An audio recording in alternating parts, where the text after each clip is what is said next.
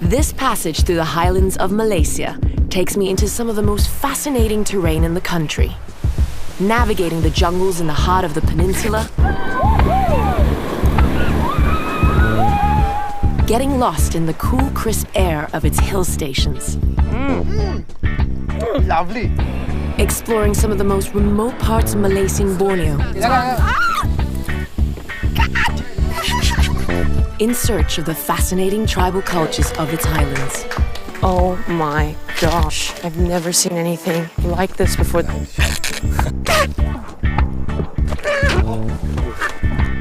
This is a journey that leads me all the way up to the rooftop of the region. Kinabalu, the mother of all mountains in Southeast Asia. In the land below the winds, it rises high above the clouds.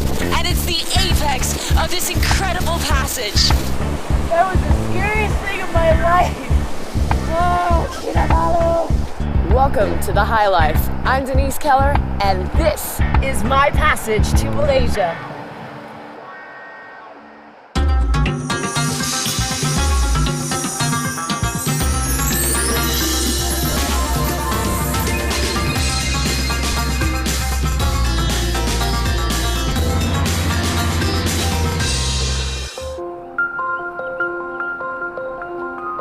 I wouldn't normally want to start any journey with my head in the clouds. But here in Cameron Highlands, residents like Gerard Francis like to begin their day on a high note. how high up are we? When we reach to the top, we'll be about 6,666 feet high above sea level. You know what, I really feel like I'm on the set of Lord of the Rings here. It's so mossy. The reason there's so many mosses around is because of we are basically walking in the forest in the clouds, and there's a lot of water being retained. Yeah. So that's where all the mosses grow. So here we are, almost to the peak. You can't see anything. It's just mists of Cameron Highlands. Cameron Highlands sits in the heart of the Banjaran Titiwangsa, the main mountain range that forms the spine, running nearly 500 kilometers north to south down the middle of Peninsular Malaysia. The range acts as a natural divider, separating the weather patterns between east and west coast. Its elevation from the tropical heat of the lowlands and its high rainfall have made Cameron Highlands the prime spot, famous for growing some of the finest fruit, vegetables, and flowers in the country. The rain has no effect on your farming at all. Yeah, because it's all covered up, greenhouse. So you're always in control. But the climate here is perfect for pretty much anything that you want to grow. Yeah, it's about 18 to 28 degrees throughout the year. So throughout the year, we can produce flowers, vegetables, and fruits. I think nowhere else in the world. And these here are the pipes for the fertilizer that goes through. Fertilizer, yeah. So this is also hydroponics. At present, we are bringing the water source from a new area from the jungle. And it just feeds the entire farm. Daily per plant, we feed about 200 ml. Less fertilizer, pesticide, clean. Hydroponics is a fairly new introduction by Kuma to an old family business built on Cameron's iconic tropical anomaly. And I heard that strawberries are really sensitive. Not easy. The most difficult. During cold season, we have fungal problem. And then during hot season, we get lots of insects. Yeah, but you got some big kahunas here. Yeah. And Cameron Highlands is kind of known for it, right? From the very beginning. For strawberries, yeah. I was born in 1958. Ever since, every farmer will grow a little bit of strawberries. Everybody loves strawberries. Stop eating the strawberries! I'm watching you! As soon as the weather clears up, Gerard introduces me to some of the other iconic features of Cameron's farming culture. There you go. And another one, and another one. With 7,000 Land Rovers serving a population of just over 30,000, Gerard reckons Cameron Highlands could well be the Land Rover capital of the world. What the Land Rovers do is they drive and maneuver the steep slopes, pick up the product from the local farmer, and transport it to the big trucks. And they found it's a very strong workhorse, so it kept its identity and it became the land of the Land Rovers. With tons of fresh produce every day, Cameron's is the veritable vegetable bowl of the country.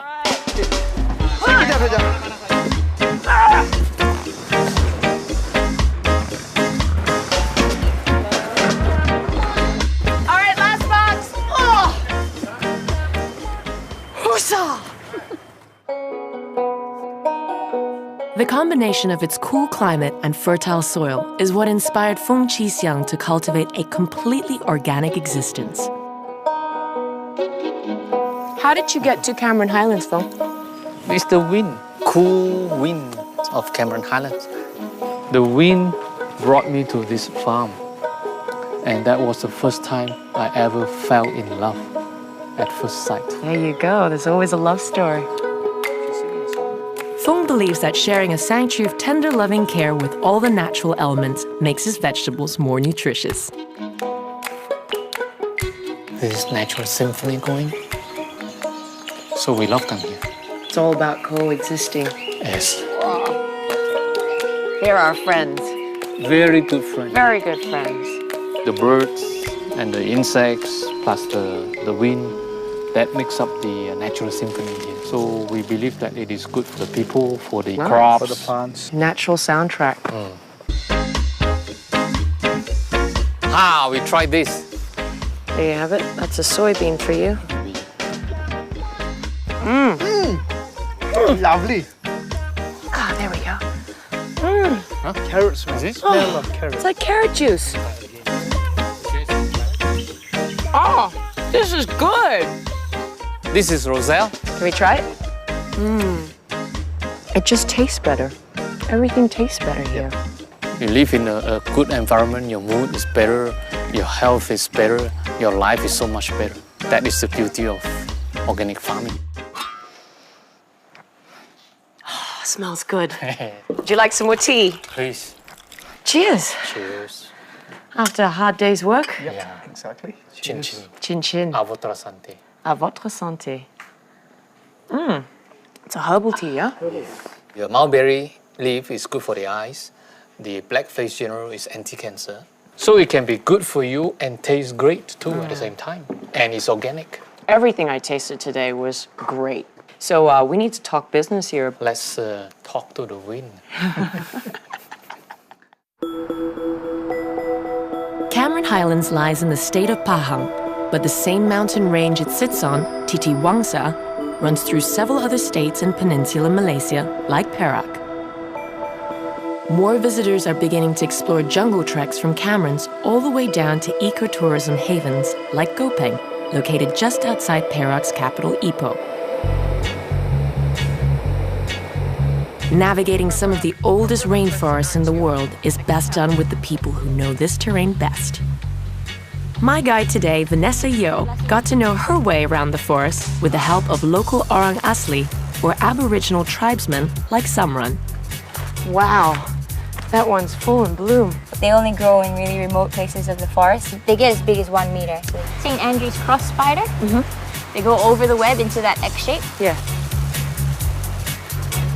This plant here, it's called Panah Arjuna. They brew a tea out of it from the roots, and men drink it, and it's supposed to give them some oomph. Ooh, mojo. Yeah, this one here is called Kachit Fatima, and that does the same thing as well, but for ladies. So And what if it's you get it also- all swapped up? What if I take this instead of that? Oh, you're welcome to give it a try, but I'm pretty sure he doesn't recommend it. Maybe for later. They actually need the root, Oh, not the leaf. damn, rats. Okay, go back. Get the root. I soon discovered, though, that the rich diversity of flora in these forests offer not just elixirs of life, but also some rather poisonous agents of death, like the sap of the Ipoh tree.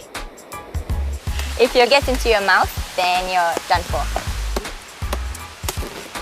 So you might want to stand back, because even the fumes from it is enough to make you fall sick and die. That's great. That's good to know, Vanessa. Oh, there. Look, it's dripping. Dia 1 ml, 2 ml, kalau kita punya dat tu kan, kita boleh dapat dalam 10 atau 15 lah. Basically, it's a muscle relaxant. It'll slow your heart down completely until it just doesn't beat anymore. Nice. How far can you shoot with these darts? Paling jauh 20 meter. About 20 meters. Ready or not, blowpipe 101 for Denise. Oh, pretty good. Not bad. There we go. Well done, Denise. Oh, let's try and get this out. Pat on the back. Kita boleh mencari pemburu ke? Saya rasa belum lagi. You think it's not quite, not yet. Not up to his standard yet. And as a descendant of probably the oldest inhabitants of the peninsula, Samran sets a pretty high standard of hunter-gatherer skills. Oh, he's gone missing. Where's Samran?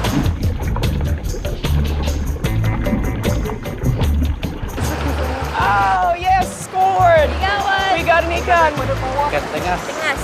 Tingas. These are the tasty ones. Oh, yummy. I got it. Oh. Of course I did. I'm sorry, Samran. Now, I may not have honed my hunting skills, but I should at least walk away from this with some basic tips on jungle navigation. Kalau kita naik ke bukit, kita akan cari lembah. Dan lembah tu dia mesti ada anak sungai.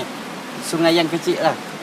Selepas tu baru kita akan menyusuri ikut sungai kecil sehingga dia sampai ke sungai besar. Sebab sungai besar dia akan menuju ke arah perkampungan ataupun dia akan menuju ke pekan. So it's always the river, isn't it? Vanessa insists the best way to experience the gorgeous rivers of these hills is to just take the plunge. In case you fall out, okay, the number one thing you have to remember is never try to stand up. All right, forward, middle. Forward, middle.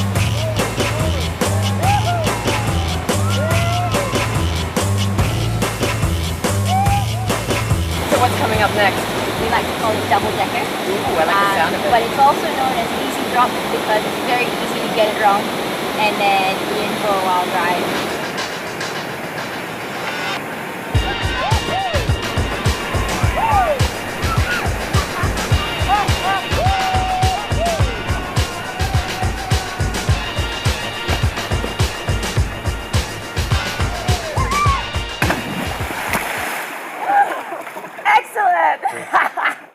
Now an expert at jungle navigation, I head back up to Cameron's to follow up on a mysterious case of disappearance. I believe he just disappeared because he doesn't want to be seen.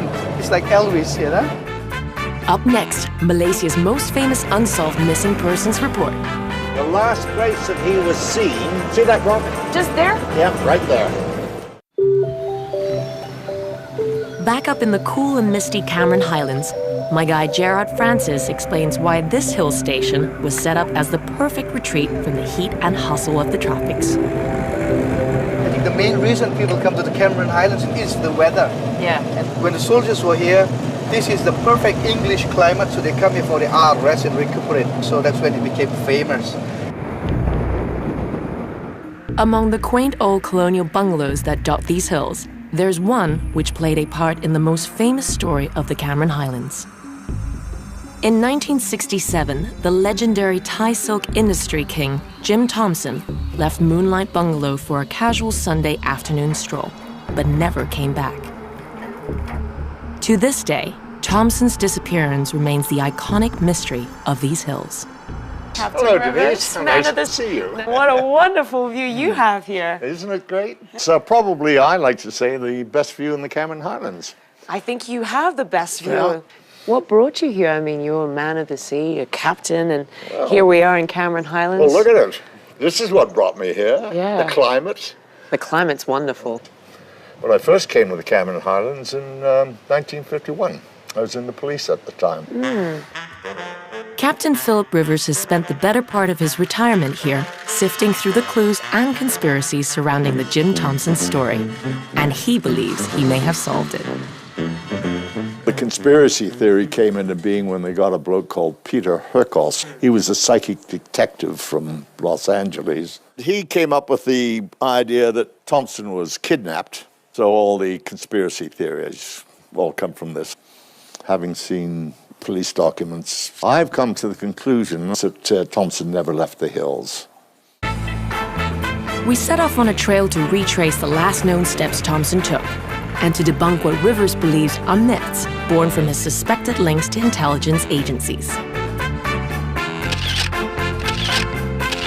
Now, in John Thompson's time, this road was just an old jeep track which was overgrown. The last place that he was seen Yeah.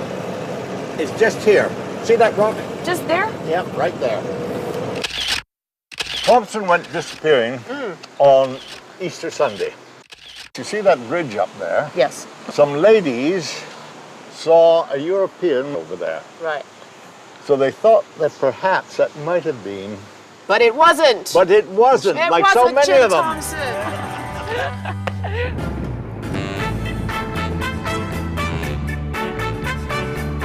We're now at the second last place that Jim Thompson was seen. He was seen here at about 4 o'clock in the afternoon. 4 p.m. Yeah. All right. And you can just see the road going up there. That's the road that goes to Moonlight Bungalow. Where he was staying. Here you see, Thompson was in this room down here at the bottom. Thompson got lost on the Saturday morning. And he went through here where there was a path that went down the hill. Okay. And he was bound for the golf course. On the Sunday, when he was supposed to have disappeared and gone into the jungle, you had an idea he couldn't have gone very far. You've got an Orang Asli settlement just down there. They would have found some remains.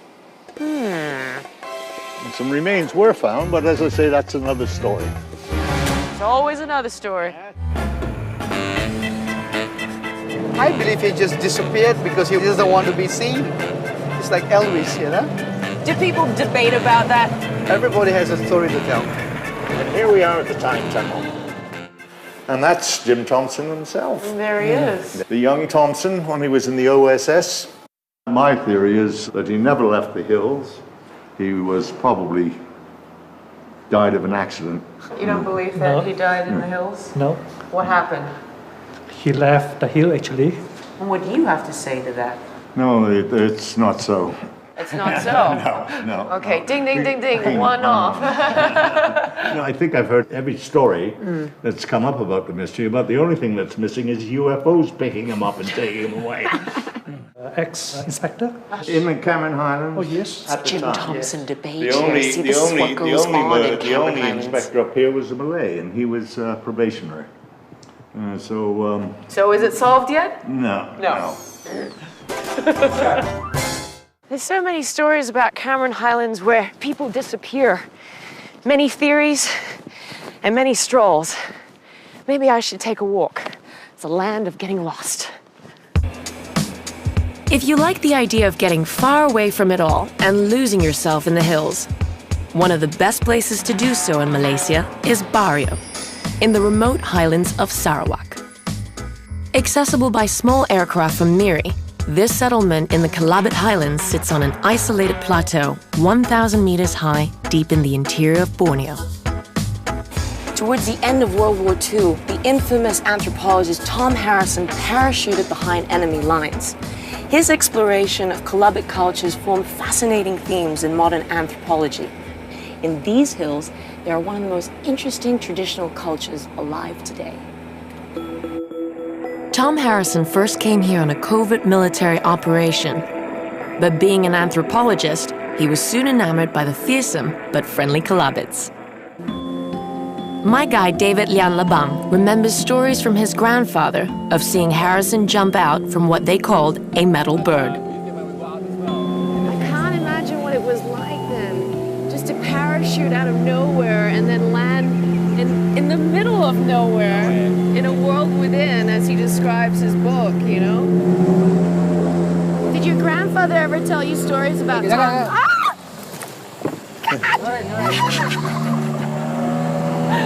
Close call!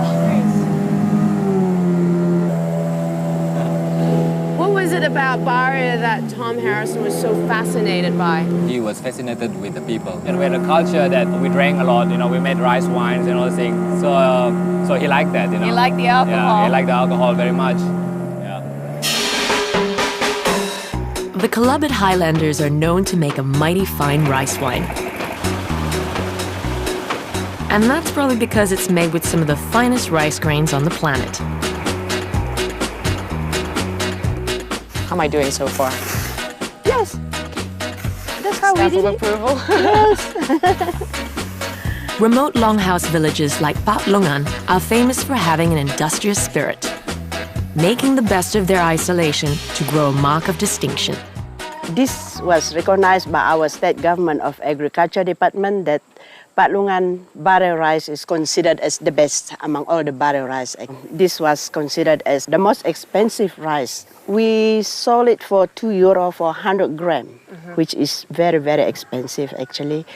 What makes it so unique? It's the climate, it's the elevation, clean water, and the soil.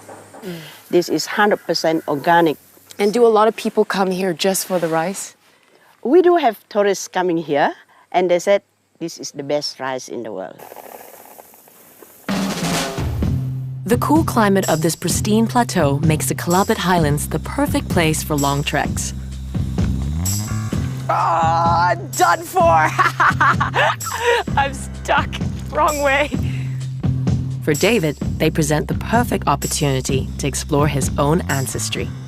For me, being born and raised in the city, I felt that I needed to find an identity as a Kelabit. Even though my parents were both Kelabits, right. I need to find what does it mean to be a Kelabit.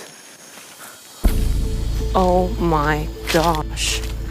I've never seen anything like this before. This is the megalithic stone structure you're talking about.